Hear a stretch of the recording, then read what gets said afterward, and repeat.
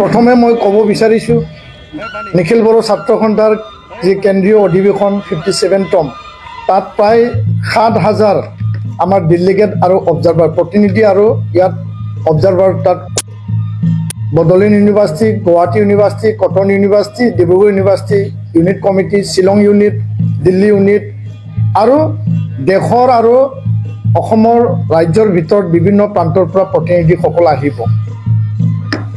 এই প্ৰথম দিনৰ কাৰ্যসূচীত আমাৰ থাকিব আমাৰ ভলীবল কম্পিটিশ্যন দেউলাও চম্লা বসুমতাৰী, আমাৰ কাবাডী কম্পিটিশ্যন কাইদি হেলেনা, মাৰাথন দৌৰ আমি ৰাখিছোঁ, লিটাৰেৰী কম্পিটিশ্যন, ডিবেট কম্পিটিশ্যন, দেখুং খুংগুৰৰ নামত ডেংখুমু চেনি থাম যোনটো আমাৰ ছিংগিং মানে কম্পিটিশ্যন থাকিব সেইটো আমি ইয়াত ৰাখিছোঁ।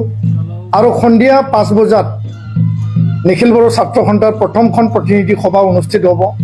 এইটো মানে উদ্বোধন কৰিব আমাৰ সংখ্যা স্বৰ্গীয়াৰী এডভাইজাৰ আৰু ফৰ্মাৰ অৰুণাচল প্ৰদেশ ছাত্ৰ সন্থাৰ সভাপতি নীনা কাদু ডাঙৰীয়া। বডোলেণ্ড সংগ্ৰামৰ সময়ত তেওঁ আমাক যথেষ্ট সহায় কৰিছিল, তেওঁ ইয়াত বিশেষ অতিথি হিচাপে অংশগ্ৰহণ কৰিব। 14 তাৰিখ আমাৰ ইয়াত কাৰ্যসূচী থাকিব ৰাতিপুৱা পতাকা উত্তোলন নিখিল বড়ো ছাত্ৰ সন্থাৰ, উপেন ব্ৰহ্মক আমি শ্ৰদ্ধাঞ্জলি অৰ্পণ কৰিম, আমাৰ শ্বহীদসকলক আমি পুষ্পাঞ্জলি অৰ্পণ কৰিম আৰু আমাৰ বিশিষ্ট যিবিলাক ব্যক্তি এই পৃথিৱীৰ পৰা বিদায় ল'লে তেওঁলোকক আমি শ্ৰদ্ধাঞ্জলি দিম।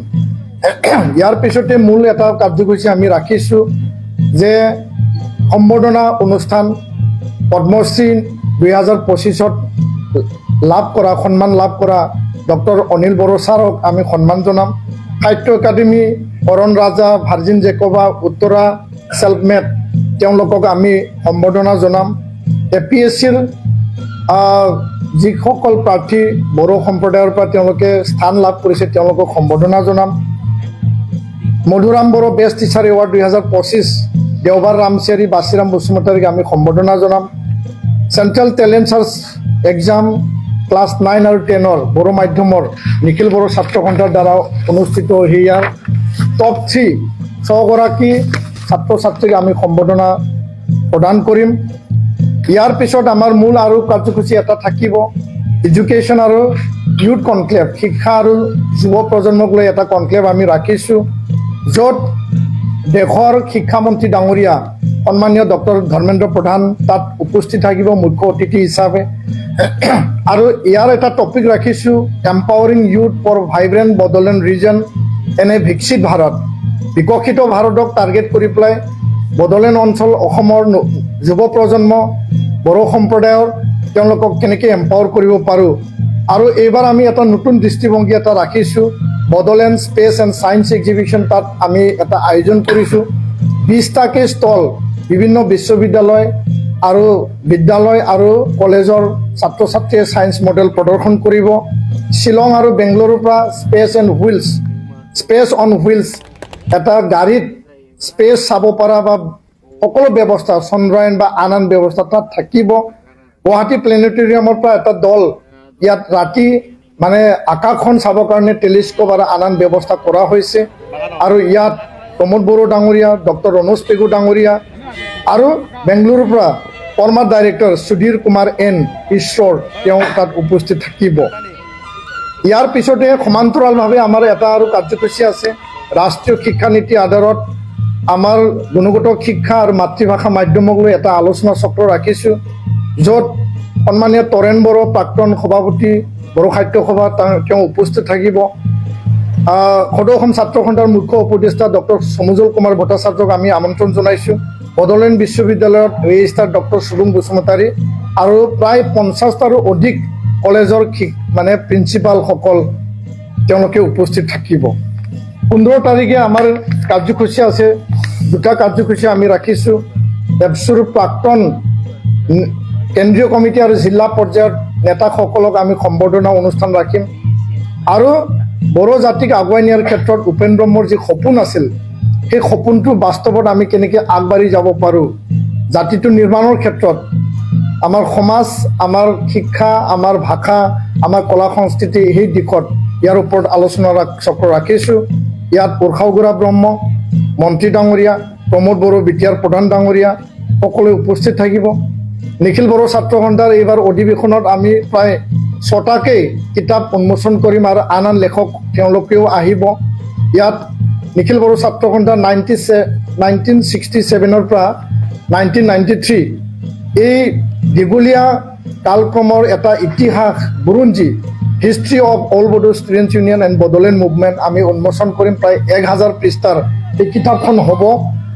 মুগানী চাখি আমাৰ mouthpiece, activity report of এপছু ইন দ্য নিউজ আৰু বড়োলেণ্ড মহোৎসৱ 2024ত য'ত প্ৰধানমন্ত্ৰী উপস্থিত আছিল ইয়াৰ কফি টেবুল বুক আমি উন্মোচন কৰিম আৰু সমনি বিভংসাৰ আমাৰ কোৱাৰ্টাৰলি মেগাজিন এইটো আমি উন্মোচন কৰিম।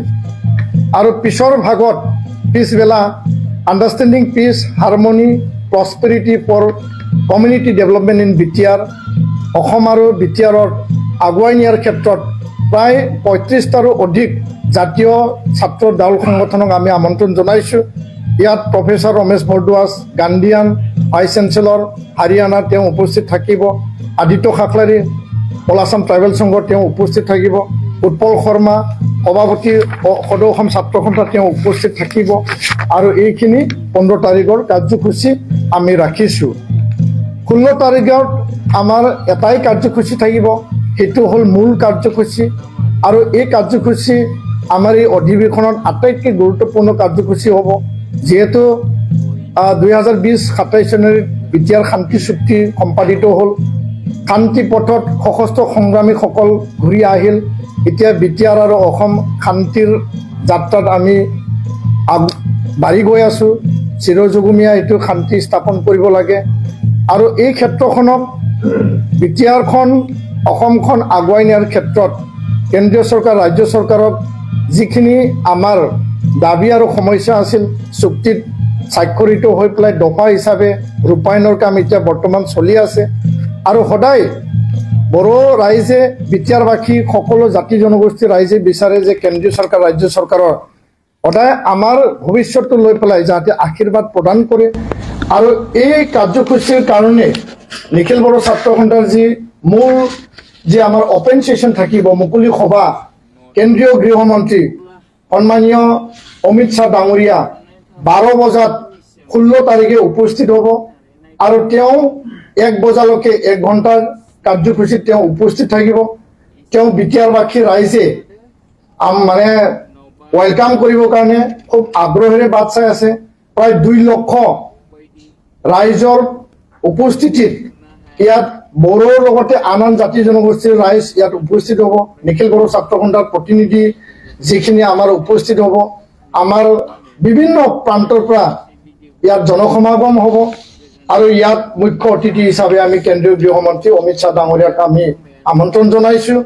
বিশেষ অতিথি হিচাপে অসমৰ মাননীয় মুখ্যমন্ত্ৰী ডক্টৰ হিমন্ত বিশ্ব শৰ্মা আৰু বিটিআৰ প্ৰধান প্ৰমোদ বড়ো ডাঙৰীয়া, মন্ত্ৰী উৰ্খাওগুৰা ব্ৰহ্ম ডাঙৰীয়া, অসমৰ বিধানসভাৰ স্পীকাৰ বিশ্বজিৎ দৈমাৰী ডাঙৰীয়া, বড়ো সাহিত্য সভাৰ সভাপতি ডক্টৰ সুৰজ নাৰ্জাৰী ডাঙৰীয়া আৰু বহুতো অতিথি, সাংসদ ৰণবীৰ নাৰ্জাৰী, সাংসদ দিলীপ শইকীয়া ডাঙৰীয়া, মন্ত্ৰী অশোক সিংঘাল ডাঙৰীয়া, মন্ত্ৰী অতুল বৰা ডাঙৰীয়া, তুলিৰাম ৰংহাং ডাঙৰীয়া, ইয়াত মেনিশ্বৰ বসুমতাৰী ডাঙৰীয়া, জয়ন্ত বসুমতাৰী ডাঙৰীয়া, বিশ্ব শৰ্মা আৰু আন আন জাতি জনগোষ্ঠীৰ ৰাইজ ইয়াত উপস্থিত হ'ব। নিখিল বড়ো ছাত্ৰ সন্থাৰ প্ৰতিনিধি যিখিনি আমাৰ উপস্থিত হ'ব, আমাৰ বিভিন্ন প্ৰান্তৰ পৰা ইয়াত জনসমাগম হ'ব।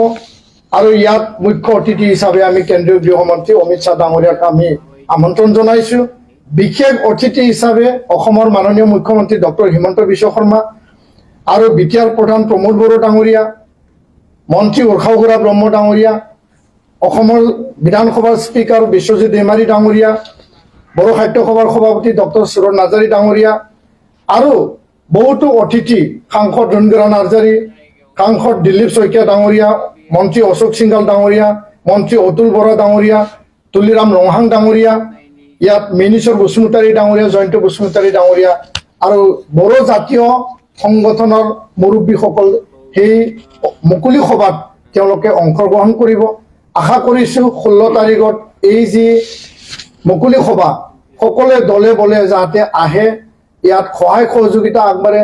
জাতীয় সংগঠন, ছাত্ৰ সংগঠনৰ এটা পবিত্ৰ অনুষ্ঠান আমি সকলোকে আঁকোৱালি লৈ পেলাই আগবাঢ়ি যাব বিচাৰিছোঁ আৰু এই মঞ্চৰ পৰা অসমবাসী আৰু বিটিআৰবাসী সকলো ৰাইজৰ পৰা আমি আশীৰ্বাদ আৰু আপোনালোকৰ মৰম আৰু স্নেহ বিচাৰিছোঁ যাতে এই 4 দিনীয়া বৰ্ণাঢ্য কাৰ্যসূচী সুকলমে যাতে হৈ যায় তাকে আমি ঈশ্বৰৰ ওচৰতো প্ৰাৰ্থনা জনাইছোঁ। ধন্যবাদ।